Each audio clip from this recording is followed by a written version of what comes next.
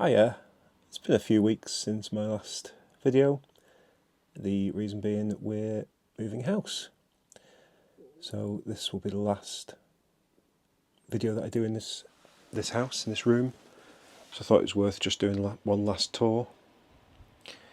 And then yeah, it's all been a bit of a rush, not particularly planned, but hopefully for the better, and hopefully it all goes through okay in the next few months. And the next video is from a updated Lego space, which is exciting.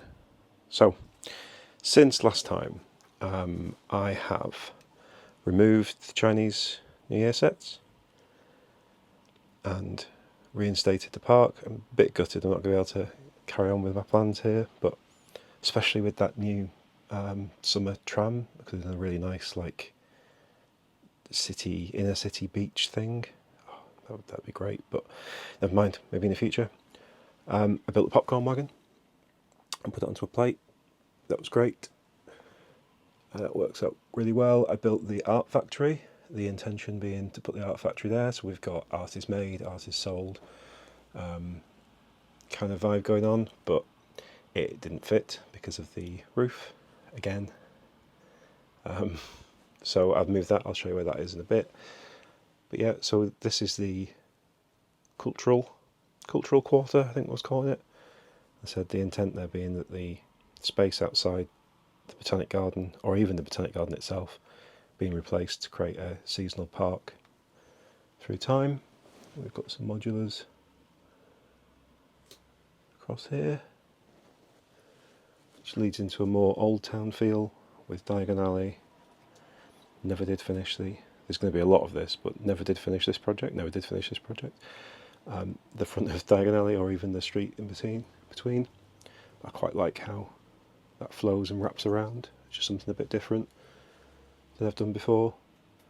I did consider, with the Nocturne Alley sets that are coming out in the summer, I know they're not the same scale, but maybe doing something where the purple one, the Wizarding Wheezes, goes here, because that's got the entrance to Nocturne Alley, and I could do like a back-to-back with Nocturne Alley coming out this side, so get rid of the bookshop and the Parisian restaurant and having it there. I did think that would be quite cool, but obviously plans change. I don't know what sort of layout I'm going to have in the new space. It's going to be roughly the same size, but I'm not going to have to deal with the height restrictions that I have here, so we'll see. It's a good opportunity to start again, really. Then going round, we've got more modular buildings where we start to incorporate the Lumi brick sets as well, which are great, and I think fit in really well into a downtown, this street fusion theme. The skate shop, the record shop, and the boxing club, I think really fit in with a downtown aesthetic, so I like that. Did look at the new barber shop, but there's something about it I don't like, and I can't quite put my finger on it. That's good, we don't have to get all sets all the time. The art factory ended up over here. This was fantastic, really good. Surpassed expectations, really. The best bit being the ground level, like if you know, you know, but I won't spoil it for anyone that doesn't. But yeah, that does fit at the back there. You can sort of see it peeking behind Daily Bugle, but it's quite good. Just adds an extra layer to the city. I know it's there. If you've not seen my videos before, another unfinished project. The office set is in here, across 3 floors. I've got the pieces to do it, I've just never got around to doing it. It's fine. Yeah, more of a downtown feel here with Arkham Asylum tucked in the corner. And rounding it out there with the Lumi Bricks corner module, which I got that just before I got Shopping Street. Loads better than Shopping Street. I don't comparison and all that, but in my opinion, loads better than Shopping Street. Much more fun and much cheaper. Shelves above, I rebuilt the Simpsons house because the new Krusty Burger was coming out. Quickie Mart is underneath here with some of my backlog of sets. I used to have Quickie Mart embedded into a city, so it's still like that. It's not in its original form. and Krusty Burger as well. That was previously where Arkham Asylum was. So again, that's a bit of a change as well. Don't know what I'm going to do with these going forward. The Simpsons house always frustrated me. It is very much just a load of tan bricks. And if you know the set, there's no fridge, which really winds me up when it's a kitchen, and a fridge for Homer seems pretty vital. And the chairs just wobble around all over the place. I just don't like it. So yeah, I don't know what we're going to do with that. Take it apart at least, maybe sell it, don't know. Sell it when they're... Oh, I don't know. Silent Mary. It's good, it's on display. My whole thing about display sets at the moment is if I can't incorporate them in the city in some way and use them as storytelling, I'm not that interested in having them unless they really, really speak to me on a nostalgia level or something else. Just aesthetic. I don't want sets that I just look at and go, that was nice. So yeah, I might be moving some of these on in the next few months. Spider-Man Bridge Battle, always try and incorporate that into the city, never quite managed it. The closest I came was when I had a harbour in between two parts of the city, and I had a train track going across it. That was really cool. I'd love to do that again in the future. That's not going anywhere, but I will probably dismantle it. And then the X-Mansion, again, doesn't really have a place in the city, but looks cool on a shelf. Which goes against what I've just said. What a contradiction. Battle Bus was hung up. When I saw that, I wanted it from the sky.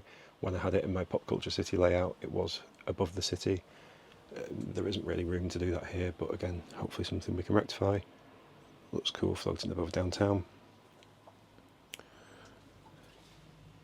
Going into Ninjago with the full range of the Ninjago city sets, as well as the, I'm not going what that's called, the Dragon one with the fountain. Yeah, never quite got to fully integrate that either, but still looks pretty cool. Don't know where that's going to go. Over here we've got pirates. So we have Tortuga. We've got the Riverside Scholars, which isn't pirates, but felt like it belonged here more than it belonged anywhere else. Barracuda Bay, definitely top 5 sets, maybe even top 3 sets that I own. 2 versions of Eldorado Fortress. Cool. Lighthouse at the back. I was looking for Ominous Isle, never quite picked it up. Still on my list, but yeah, Ominous Isle was going to go in the back there, the Bricklink set. Above that, going into some display space, we've got Mos Eisley, again top 5 sets. I'm not a huge Star Wars fan, but I love this. I got this, I was accidentally in the Lego shop the day this came out and just picked it up, and it was fantastic, really love it, and would love to do more with it than just put it on the shelf.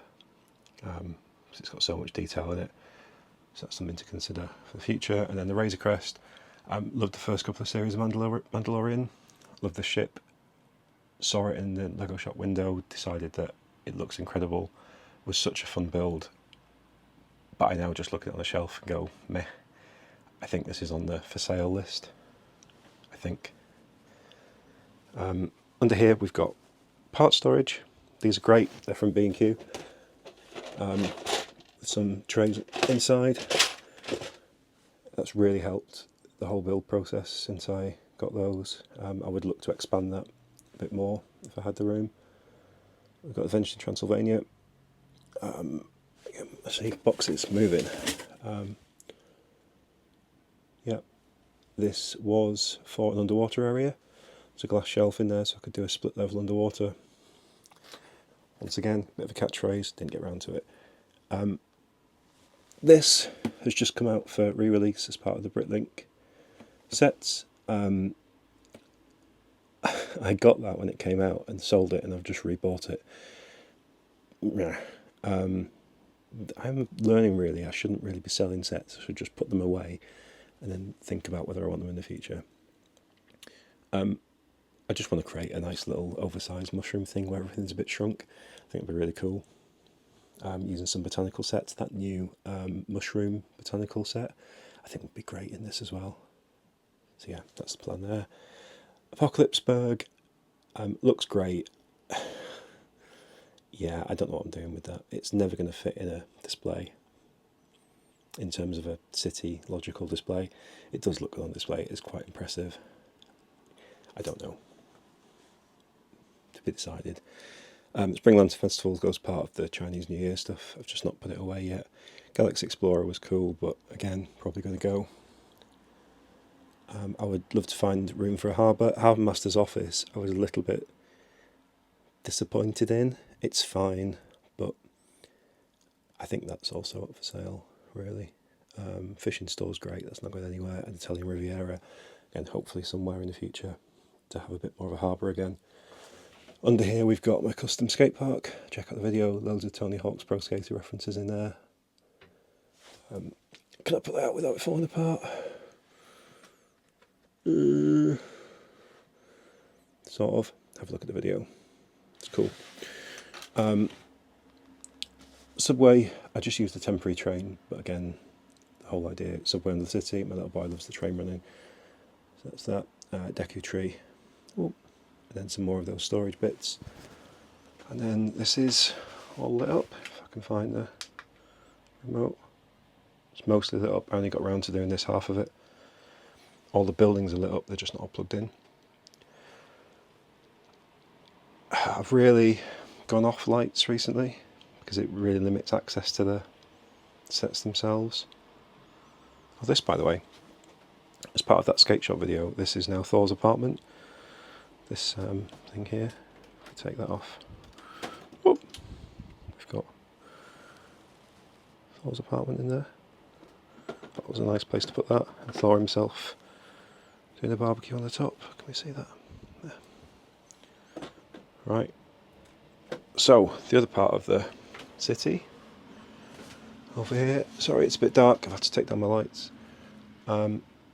This is the fantasy area. There are loads of videos on this. It hasn't changed since the last time, so go and check out the last video if you want more detail. But this is a multi-tiered fantasy layout with the idea being seaside markets at the bottom, a farm, village, wolf pack, Dungeons and Dragons. Again, if you're interested, definitely top 5 sets, as well as the Lion Knight's Castle. How many of that? Have I said more than 5 as in my top 5 sets? No, 4. Rivendell's the 5th. There you go. Done. Top 5. Viking Village at the back, and then it was going to be a snowy mountain thing right at the back there on the right.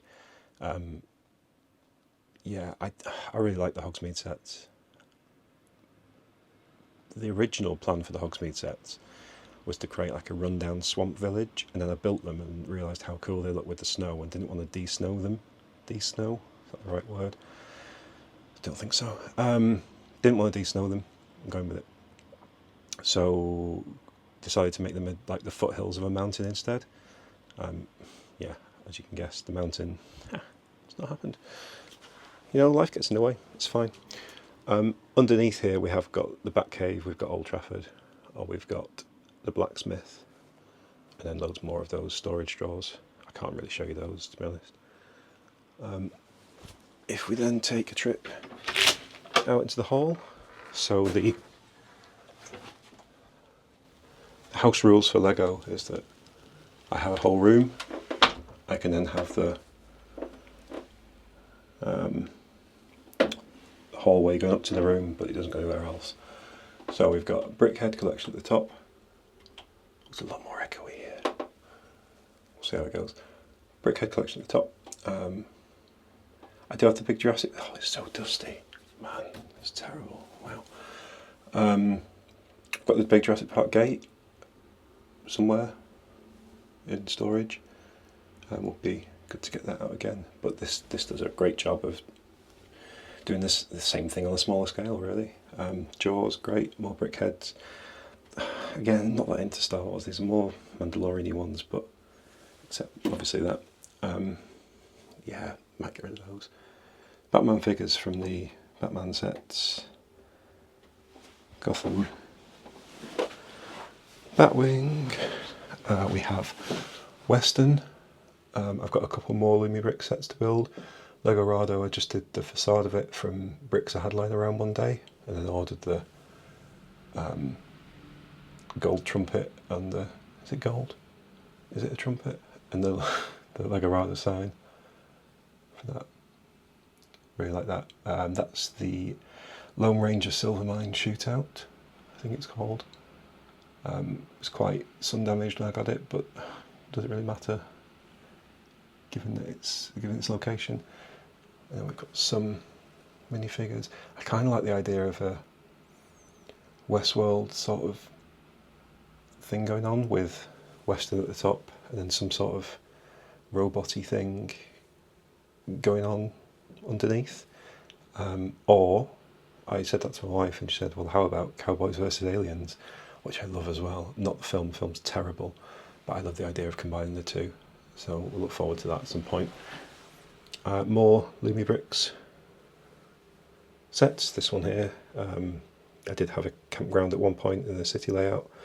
That was great in there, with the A-frame cabin and the treehouse. Horizon, Sherlock. I built a Game Boy. That was great. Like, such nostalgia, such great form factor. Absolutely brilliant. More of that, please. We've got the Pirate from Billund, which I like, iconic. And Optimus Prime, who's giving thumbs up, and I genuinely, at least once a day, will walk past and also give the thumbs up to Optimus Prime. Makes me smile. I have Bumblebee that I got in a sale, and I'm on the lookout for Soundwave as well, just to tie those together. Again, I'm talking about display sets, and not wanting as many display sets. There is an exception when it's a Transformer, I think, because it's cool. Most disappointing set I've bought this year. Don't really know why I bought it, except hype, I think, to be perfectly honest. The minifigures are, at best, okay. I've watched all of Stranger Things. I did struggle to recognise a couple of them without referring back to the box, which isn't ideal. They're pretty generic. The minifigures in the Upside Down were better. I had the Upside Down, I sold the Upside Down for mostly the same reason as I'm probably going to sell this one. It was an okay build. It was okay minifigures, and really once it's on display, it's on display. The mechanism's cool. Go and watch a video on that if you're interested. But yeah, I don't think this is going to last that long. Unlike probably the set in my collection that has been built for the longest amount of time, and that's mostly because I don't want to take it apart because it's brown. It's all going to crumble. But also, it's absolutely awesome. It's massive. It's very dusty. But yeah, Metalbird Sea Cow, the pride of the fleet. Really got to make space for that. There is one more thing in the house that's at the bottom of these stairs. If I can get good enough light, I will cut and show you. But we have the Millennium Falcon, the UCS Millennium Falcon, in a custom built coffee table. I'm not sure whether that's coming with us. If anyone would like a custom built coffee table for the Millennium Falcon and is in the UK, let me know. Alright, well, I guess this tour was more for me, so I have some sort of historic record of what the city looked like. But if you've got this far, thanks for watching. I don't know when the next video is going to be, but hopefully it's not too long, and hopefully it's in a different house. And then we'll take you on a journey of my second Lego room. Exciting stuff. Alright, take care. Bye bye.